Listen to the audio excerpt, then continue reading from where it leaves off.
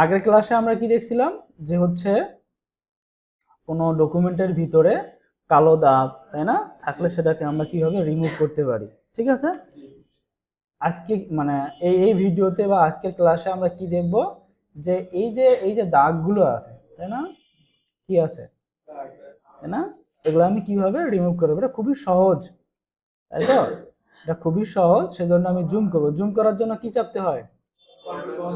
Control plus, তাই না। আর zoom out করার জন্য কন্ট্রোল, যেটা আমি করতেছি, তাই না। এখন আরো একটা আছে, সেটা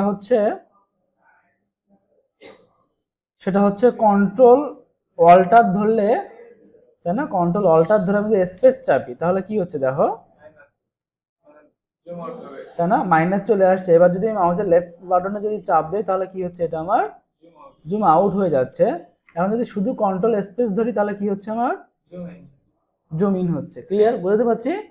কন্ট্রোল স্পেস ধরলে কি হচ্ছে, আমার জুম হচ্ছে।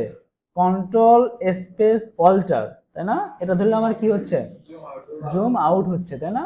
আমি আরো ক্লিন করতে গেলে দেখো, জুম করার পরে আমার এগুলো দেখা যাচ্ছে, তাই না, এগুলো আমরা ক্লিন করতে পারি ভালোভাবে। আমি জুম আউট করে নিচ্ছি। তাহলে এই ক্লাসটা করার জন্য আগের ভিডিওটা দেখতে হবে।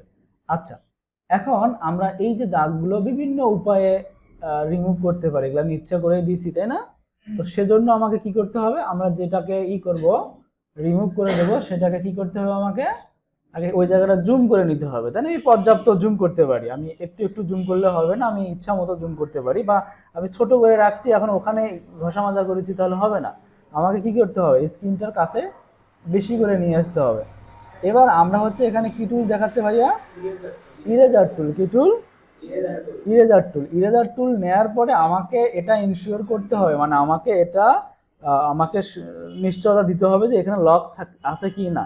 যদি লক না থাকে তাহলে কিন্তু ইরেজারটা এইভাবে কাজ করবে না, অন্যভাবে কাজ করবে। কথাটা বোঝাতে পারছি আমি জিনিসটা? গুড।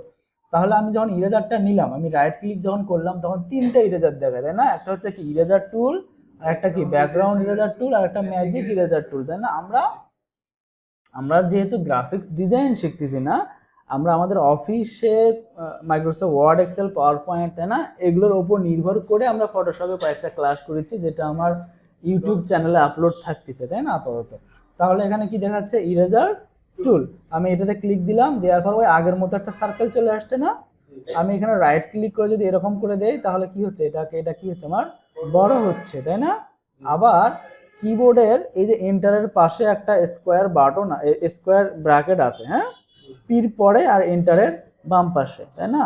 আমি যদি কি করি, পির সাথে যেটা আছে, মানে ওপেনিং যে ইটা স্কোয়ার ব্র্যাকেটটা, এখানে যদি চাপি তাহলে ছোট হবে, আর যদি ক্লোজিং চাপি তাহলে কি হবে, এটা বড় হবে। ক্লিয়ার, বুঝতে পারছি। গুড। তাও আমি আমার ইচ্ছা মতো এরকম বড় করে নিয়ে মিশাবো কি, তাই না। আমি আমার যেরকম প্রয়োজন অনুযায়ী আমি ছোট বড় করে নেবো। এবার আমি যদি কি করি, এখানে যদি দাগ দেই মিশানোর জন্য, তাহলে কি মিশবে? মিশবে না। কেন মিশবে না? না, সেটা অন্য টুলে। আমরা ইরেজার টুলে তো সরাসরি মিশে দেয়, কিন্তু এখানে মিশবে, কিন্তু হচ্ছে ওই রকম করে মিশবে না। মানে আমার ব্যাকগ্রাউন্ড কি আছে, হোয়াইট আছে, কি আছে, কিন্তু আমার এখানে কি হয়েছে, ব্ল্যাক বা অ্যাশ কালার হয়েছে, তাই না।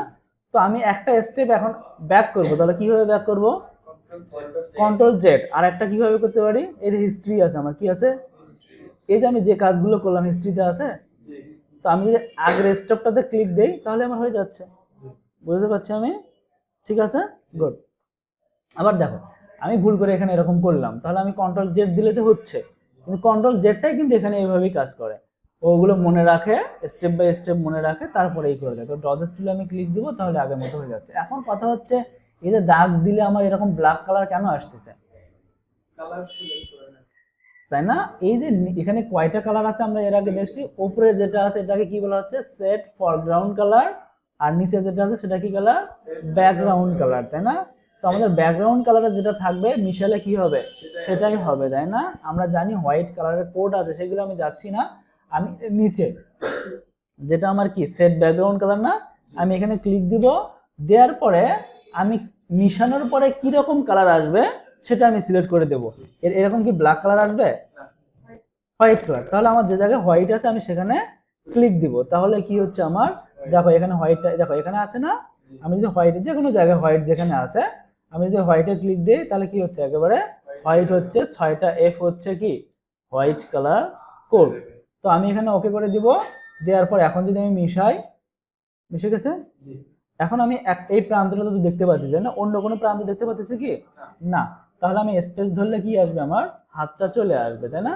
আসার পরে আমি কি করব, এটাকে এইভাবে মিশিয়ে দেব, তাই না? বুঝতে পারছি? ঠিক আছে, ওকে। এখন আমরা লেয়ার নিয়ে কোনো আলোচনা করতেছি না, কালকের ক্লাসে হয়তো বা লেয়ার নিয়ে আলোচনা করব। আমি একটু এগুলোকে দ্রুত করতেছি, এটা তো বাইরের দিকে, আমার এদিক সেদিক হলে কোনো সমস্যা নাই, আমি জুম আউট করেই কাজটা করতেছি। ঠিক আছে, ঠিক আছে, হ্যাঁ। এখন এখন আমরা হচ্ছে 2026 লেখা ছিল, তাই না? কি লেখা ছিল ভাইয়া?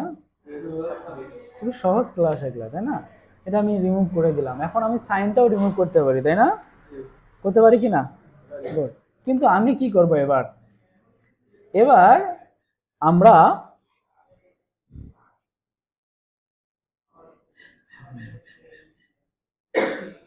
এটা স্টপ করে দিই। তাহলে এই পর্যন্ত ঠিক আছে, ইরেজার টুল, ব্যাকগ্রাউন্ড ইরেজার টুলের কাজ আছে কি ক্লিয়ার? আমরা এটা অফ